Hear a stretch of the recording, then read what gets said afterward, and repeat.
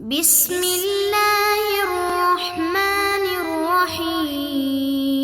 بسم اللہ الرحمن الرحیم۔ رب اشرح لی صدری ویسر لی امری واحلل عقدۃ من لسانی یفقہوا قولی۔ السلام علیکم ورحمۃ اللہ وبرکاتہ۔ ایک نصیحت ایک کہانی میں خوش آمدید۔ آج کی کہانی حضرت ابراہیم علیہ السلام کے بارے میں ہے۔ یہ بات تو ہم سب جانتے ہیں۔ حضرت ابراہیم علیہ السلام کی دو زوجات تھیں، ایک حضرت ہاجرہ اور ایک حضرت سارہ۔ دراصل حضرت ہاجرہ حضرت ابراہیم علیہ السلام کی کنیز تھی اور خدا نے حضرت ہاجرہ کے بطن سے ہی حضرت اسماعیل علیہ السلام عطا کیے تھے، لیکن حکم خدا سے حضرت ابراہیم نے حضرت ہاجرہ اور حضرت اسماعیل علیہ السلام کو مکہ میں چھوڑ دیا تھا۔ فلسطین میں رہا کرتے تھے، لیکن وقتاً فوقتاً حضرت ابراہیم علیہ السلام فلسطین سے مکہ تشریف لاتے کہ حضرت ہاجرہ علیہ السلام اور حضرت اسماعیل علیہ السلام کو دیکھ لیں۔ اسی طرح حضرت اسماعیل علیہ السلام چھوٹے سے بڑے ہو گئے اور ایک دن حضرت ہاجرہ علیہ السلام کا انتقال بھی ہو گیا۔ حضرت اسماعیل علیہ السلام کی شادی ہو گئی۔ جب بہت عرصے کے بعد حضرت ابراہیم علیہ السلام فلسطین سے سفر کر کے مکہ تشریف لائے تو دیکھا اس بار ہاجرہ ان سے ملنے، ان کے استقبال کے لیے نہیں آئیں۔ جب گھر کے نزدیک پہنچے تو دیکھا وہاں ایک عورت ہے۔ معلوم کرنے پر پتہ چلا کہ اسماعیل کی زوجہ ہے۔ احوال پرسی کے بعد پتہ چلا کہ ہاجرہ اب دنیا میں نہیں رہیں۔ حضرت ابراہیم علیہ السلام کا دل دکھ سے بھر آیا، بیوی کی مہربانیاں یاد کر کے اشک بہانے لگے۔ پھر حضرت ابراہیم علیہ السلام نے اس خاتون سے پوچھا کہ اسماعیل کہاں ہے؟ اس نے جواب دیا کہ شکار پر گیا ہوا ہے۔ پھر حضرت ابراہیم علیہ السلام نے پوچھا تم لوگ کیسی زندگی گزار رہے ہو؟ اس عورت نے بڑی ہی بے رخی سے کہا بہت بری حالات اور بہت بری زندگی گزار رہے ہیں۔ اس عورت نے حضرت ابراہیم علیہ السلام جو اتنے لمبے سفر سے تھکے ماندے آئے تھے ذرہ برابر احترام نہ کیا اور بے ادبی سے جواب دیا اور ان کے دل کو دکھ پہنچایا۔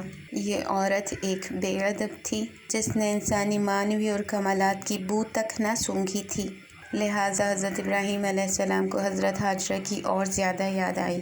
حضرت ابراہیم علیہ السلام جس سواری پر سوار تھے اسی پر سوار رہے اور حضرت اسماعیل کی زوجہ جس کا نام سامہ تھا انہیں کہا کہ جب تمہارا شوہر آئے تو اس سے کہنا کہ فلاں شکل و صورت کا ایک بوڑھا آیا تھا، اس نے ایک پیغام دیا ہے کہ اپنے گھر کی چوکھٹ بدل دو۔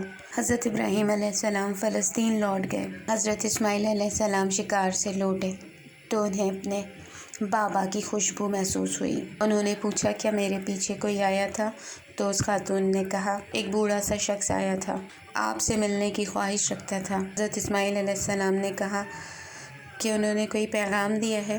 تو اس خاتون نے کہا ہاں، جاتے ہوئے کہہ رہے تھے کہ آپ سے کہوں کہ اپنے گھر کی چوکھٹ بدل دو۔ حضرت اسماعیل علیہ السلام نے اپنے بابا کا جب یہ پیغام سنا تو اپنی بیوی کو طلاق دے دی اور بابا کے حکم سے ہی دوسری شادی کر لی، جو عورت نہایت ہی شائستہ اخلاق کی حامل تھی۔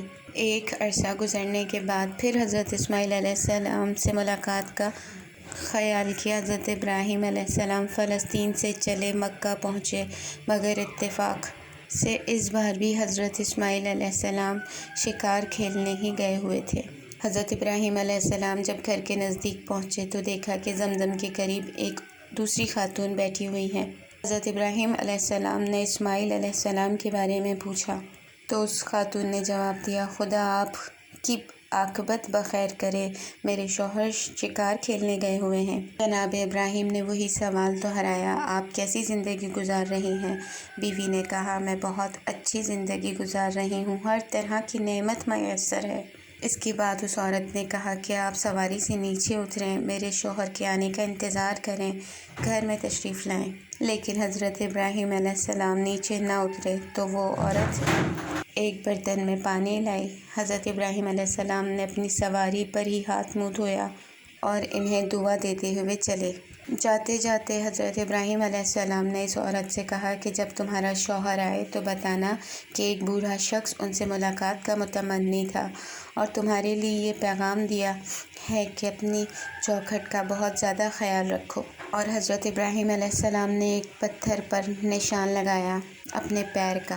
حضرت ابراہیم علیہ السلام فلسطین لوٹ گئے۔ حضرت اسماعیل علیہ السلام جب آئے تو انہوں نے اپنے بابا کی خوشبو کو محسوس کیا۔ اپنی زوجہ سے پوچھا، کیا میرے پیچھے کوئی آیا تھا؟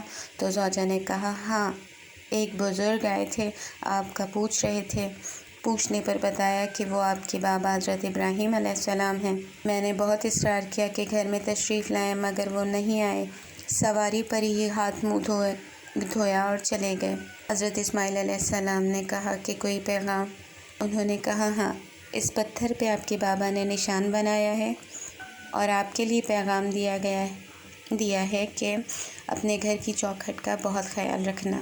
حضرت اسماعیل علیہ السلام جلدی سے اس پتھر کی طرف گئے جس پر ان کے بابا کے پاؤں کے نشانات تھے، گرے، بوسہ لیا، اپنے بابا کو یاد کیا اور اپنے بابا کے حکم کے مطابق اپنی زوجہ پر اور زیادہ مہربان ہو گئے اور اپنی بیوی کا شکریہ ادا کیا۔